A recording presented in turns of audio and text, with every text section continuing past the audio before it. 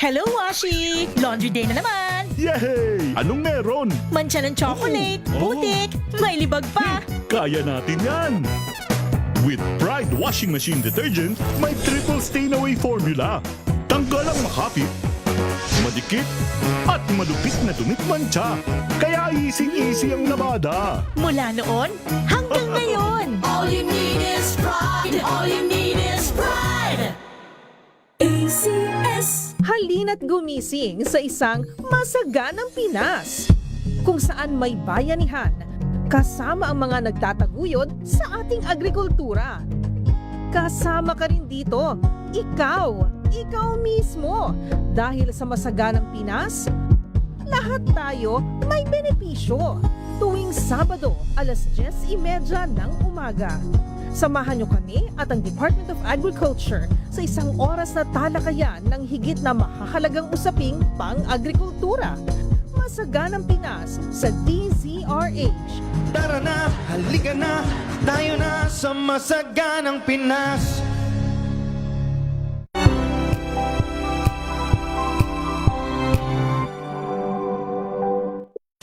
Maulan man, no worries na amoy kulong ang damit. Charm, Fabcon, bangong kumakabloom. Tanggal amoy kulog sa bango ng charm. Kaya gamit ko, Charm Fabcon with Bloom Fresh technology. Kills 99.9% of kulob-causing bacteria. May aroma burst pa of thousands of flowers and berries. Ang sampay sa loob, no amoy kulob. Bangong kumakabloom sa charm. Charm Fabcon. ACS. May nagbago, may arte, may budget. Akala nyo lang yon. So solid. White rose papaya, wow, white rose. White rose papaya, wow, white rose. White rose papaya. May glow up with white rose papaya. White Rose Papaya. May puti power times 2 kasi may papaya at niacinamide. May shea butter and tea tree oil pa. Kutis sulit ang glow May up. glow up with white rose papaya. White Rose Papaya. Kutis sulit ang glow up. ACS.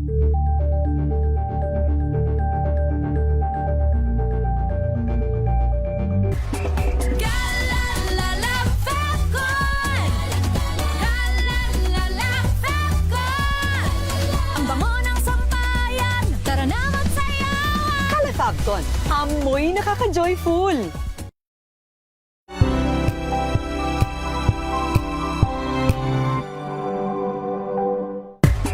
Galalala Fabcon. Galalala Fabcon. Ang bango ng sampayan. Tara na magsayawan. Calafabcon, amoy nakaka-joyful!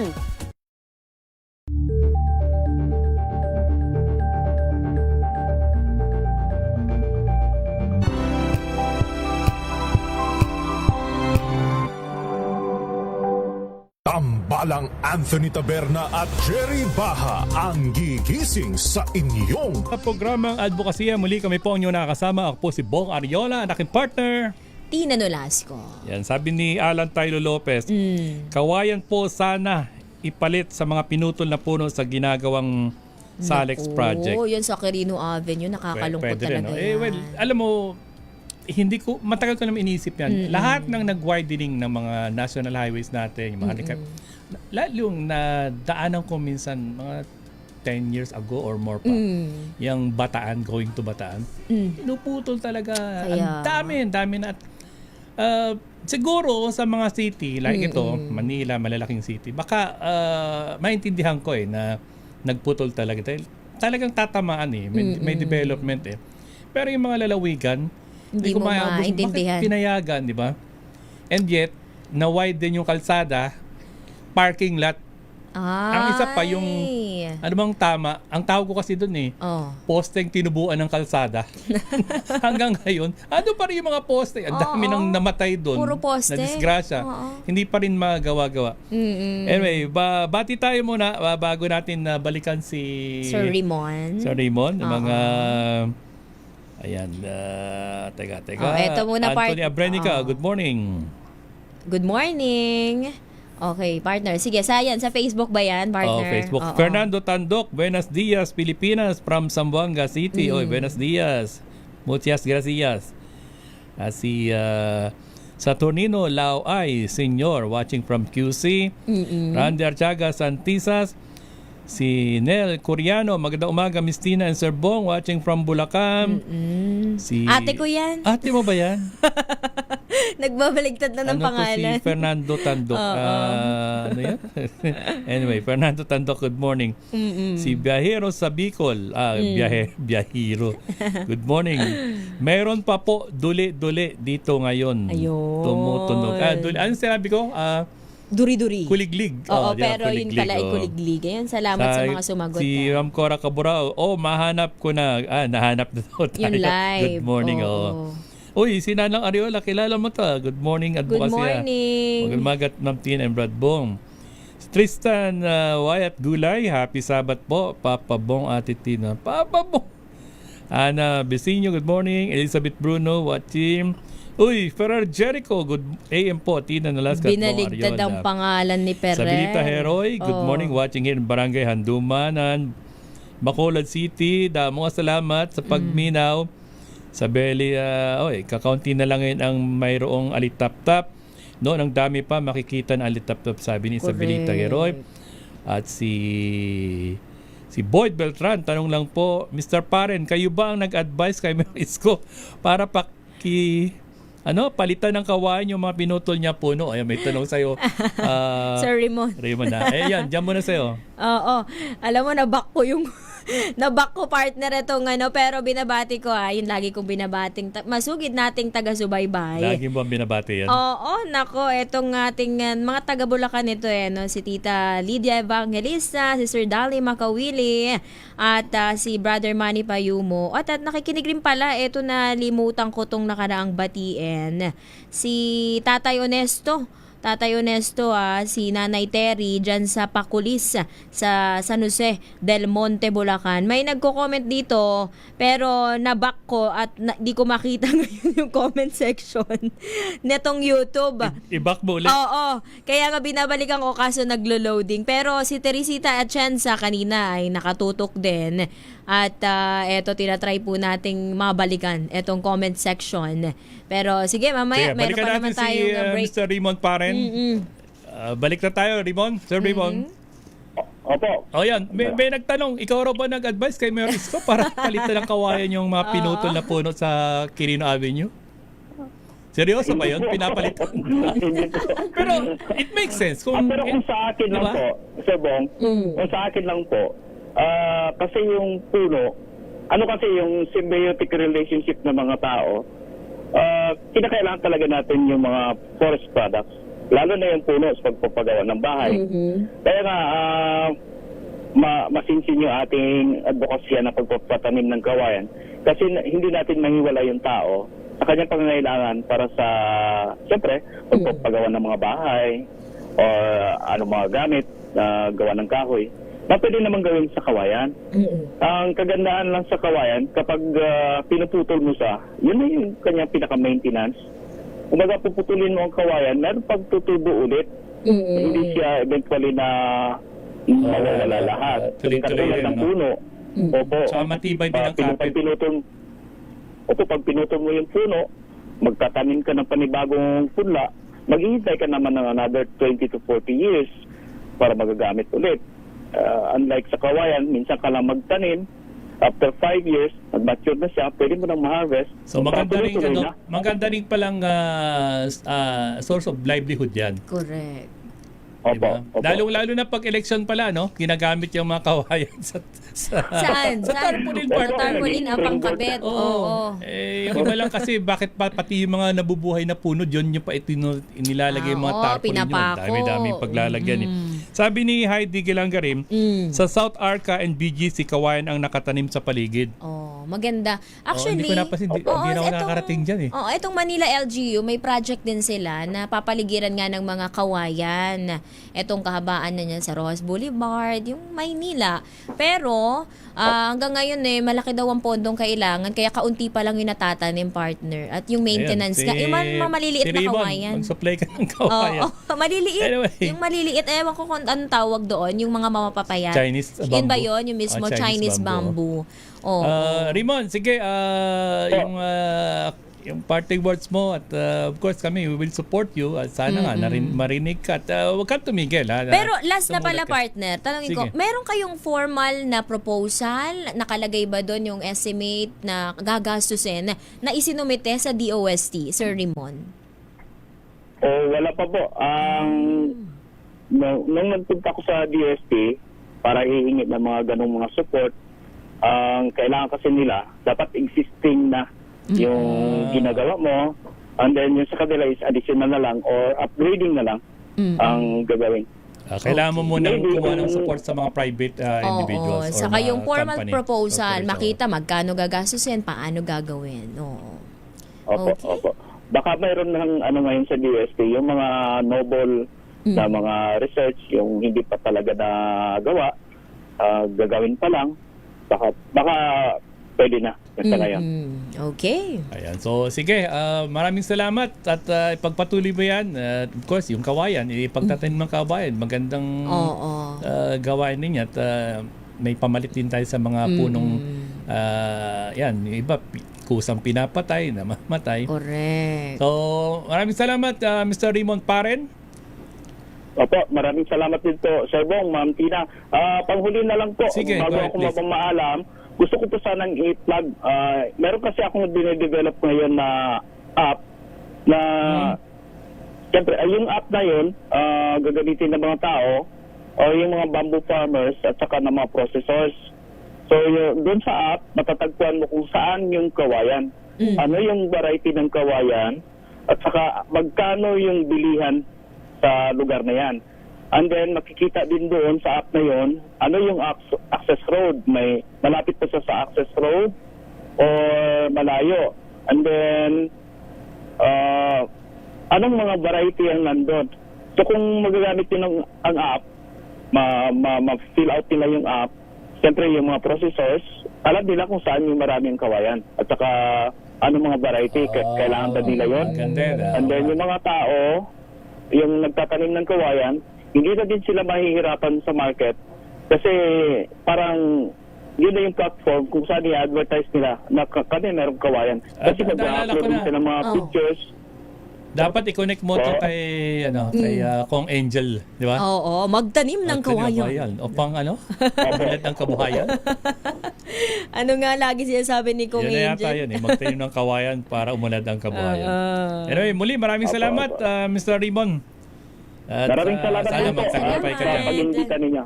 Magandang umaga sa inyo mga tagapakinig. Si Mr. Ramon Paren ng Kidapawan City, Cotabato. Yan. So, partner, bati muli tayo ay kay si Mr. Ed narito ng Jose Paniban Camarines Norte. Of course, si Judge Boyd Mapili ng Dasmariñas Cavite. Engineer Mark Gonzales. Sister Tita Magtalas ng Barangay Tatalon. Pakilakas nyo para yung radyo nyo dyan at para marinig ng buong Tatalon. At si Colonel Ding Gasik, nagpapacheck ng attendance. Si Councilor Jason Ariola ng Jose Paniban Camarines Norte. At si Ninanang, nabati na natin. Si happy birthday belated kay Freddy Snyder III. Happy birthday! Si Tres. Happy birthday. Yun. Eto si Mayor Zenny. Nabati Mayor mo Zenny. na ba? Oo, good morning. Good morning. Di pa tayo nagsimula talagang nakabantay, nakatutok na to si Mayor Zenny. At eto may mga nagko-comment, babasahin lang natin dito sa ating YouTube. Si Ronaldo Andres. Sabi niya, maikli lang daw yung lifespan ng alitap-tap para mapakinabangan bago siya mamatay. May ambag din daw yun sa lipunan, sabi ni Ronaldo. Si Rod Basco, nakatutok din, hindi niya rin daw gusto yung pagpatay ng fireflies dahil mahalaga daw yun sa ecosystem. Si Joy Senaka, yan, nagtatanong naman kung may seedlings na ba nung ganun. Ay, wala pa po Si Noel Zikat, good morning sa Alberta, Canada. At sino pa ba ito? Nawala na naman dito sa aking YouTube. Pero ito, si June Gashe, si Mike Montero, good morning. O yan, salamat Sir June Gashe sa iyong pagtutok sa radio drama. Yun, parang si Melville Netrodo din ito Maraming salamat. Sample ng drama. Hindi, joke lang, partner. Anyway, salamat po. Babalik po kami makalipas ang ilang paalala. This time check is brought to you by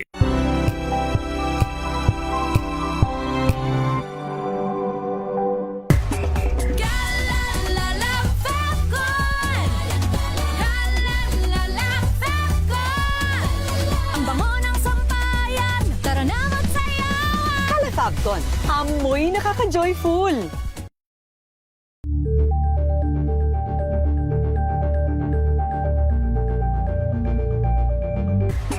Galalala Falcon!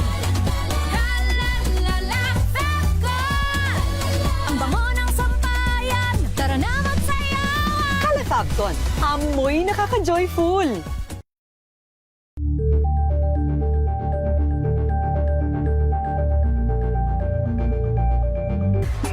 Galalala Falcon! Galalala Falcon! Ang bango ng sampayan, tara na magsayawan! Kala Falcon, amoy nakaka-joyful.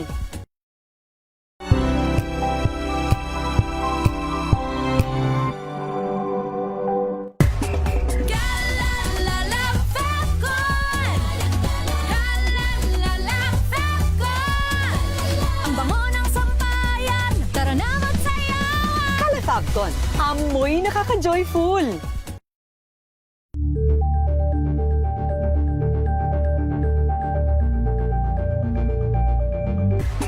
Galalala Falcon! Galalala Falcon! Ang bango ng sampayan, tara na magsayawan! Kala Falcon, amoy nakaka-joyful.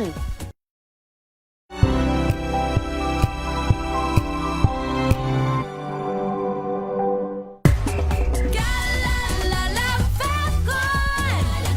Galalala Falcon! Ang bango ng sampayan, tara na magsayawan! Kala Falcon, amoy nakaka-joyful.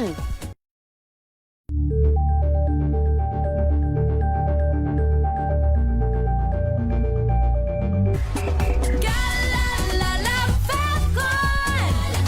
Galalala Falcon! Ang bango ng sampayan, tara na magsayawan! Kala Falcon, amoy nakaka-joyful.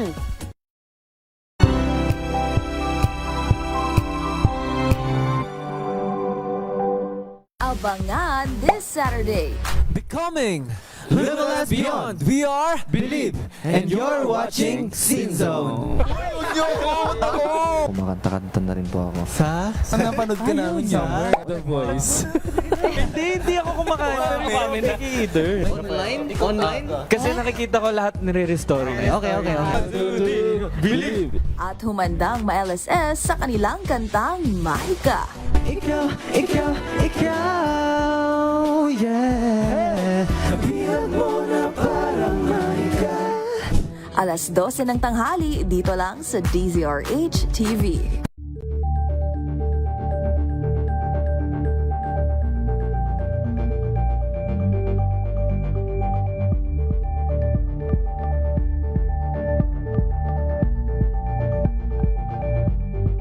Maagang balitaan, maagang usapan sa mga issue at balita. Kasama si Kuya Angelo Palmones sa Magandang Umaga Pilipinas. Mula Lunes hanggang Biyernes.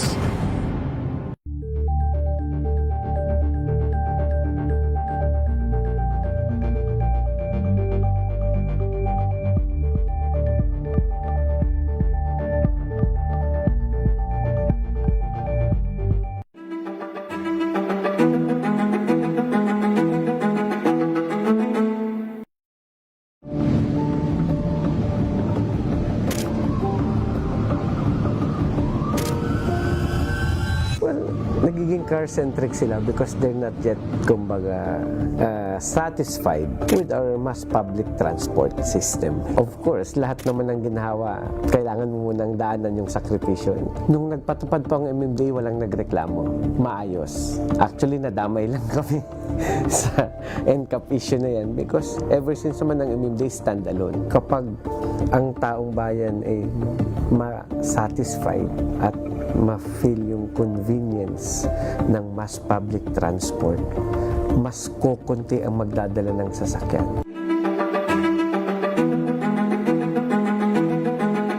Isa sa gawa, wag lang sa salita. Kamay ay itaas,